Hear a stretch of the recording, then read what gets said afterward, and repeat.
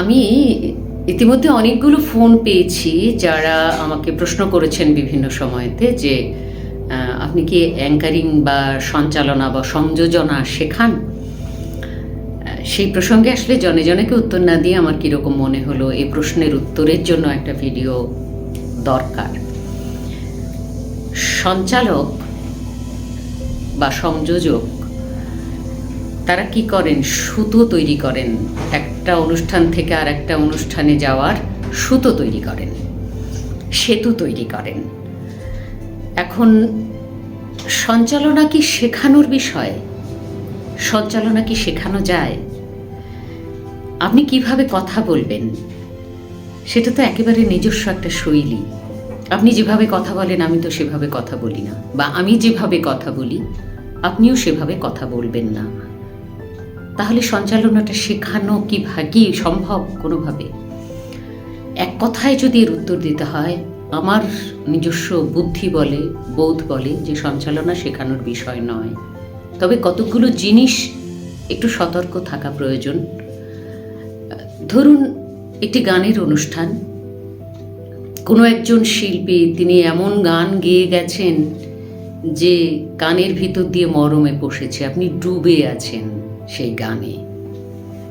তারপরেই কি একজন সঞ্চালকের বা একজন সংযোজকের সেই যে নীরবতা বা নিভৃতি তৈরি হয়েছিল সেটা ভেঙে খান খান করে বোঝানোর দরকার আছে, আহা গানটা কত ভালো শুনলাম? কারণ শ্রোতারা সব জানেন তারা আমাদের ঈশ্বর, তাদেরকে আলাদা করে বলবার দরকার নেই। এবং আর একটা জিনিস আমার খুব মনে হয় যে সংযোজক বা সঞ্চালক কতটুকু কথা বলবেন, কতটা পরিমিত হবে তার বলা, সেটাও কিন্তু খুব গুরুত্বপূর্ণ। মানে অনেক কথায় ক্লান্তি তৈরি করাটা বোধহয় ঠিক নয়। বা সঞ্চালনা বলতেই অনেকে ভাবেন যে যেন তেন প্রকারেণ একখানা কবিতা গুঁজে দিতে হবে। কেন কবিতা বলতে হবে কেন? এটা কি কবিতার আসর?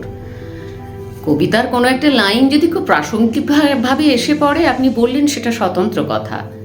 কিন্তু যেহেতু সঞ্চালনা করছেন, অথবা শুরু হয়ে গেল একটা গান বা কবিতার পরে আজি এ প্রভাতে রবির কর কেমনে পশিল প্রাণের পর, দরকার আছে কি?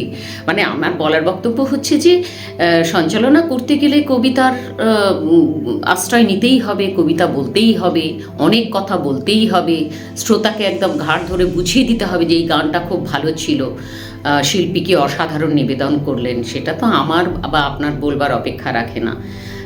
আমরা তো বলে থাকি যে আসলে আমাদের দর্শক শ্রোতা যারা, তারা আমাদের ভগবান, তারা সবটা বুঝতে পারেন। কোন গানটা তার ভালো লেগেছে, কোন গানটা বেসুরে গাওয়া হয়েছে, কোন কবিতাটি চমৎকার উচ্চারণ হয়েছে, ছবি নির্মাণ হয়েছে। কবিতার এক একটি শব্দ এক একটি প্রতিমার মতো, তো সেই প্রতিমা তো নির্মাণ করার বিষয়। তো আমি এই কথাগুলো বলছি এই জন্যে, মানে এটা আমার একেবারে নিজস্ব উপলব্ধির কথা, কাউকে আলাদা করে বলবার জন্য এটা বলছি না আমি। তা সেই জন্য মনে হয় যে যিনি যত বেশি দেখতে পান, শুনতে পারেন, বুঝতে পারেন, তিনি তত কম বলেন। আর আমাদের জানা বোঝাটা যত কম হয় তত আমাদের বেশি বলতে ইচ্ছে করে।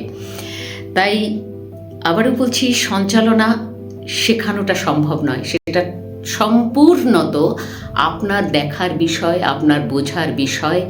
এবং যত আপনি নিজেকে বিস্তার করবেন, যত নিজে শুনতে পারবেন, বুঝতে পারবেন, ডুব দিতে পারবেন, তত জানবেন যে আপনার সংযোজন হবে, আপনার কথাগুলো সংযোজনা হবে। সেটা অতিরিক্ত কথার ভারে ক্লান্ত হবে না। সুতরাং আমার একটাই বলার বক্তব্য যে সঞ্চালনা আসলে শেখানো যায় না।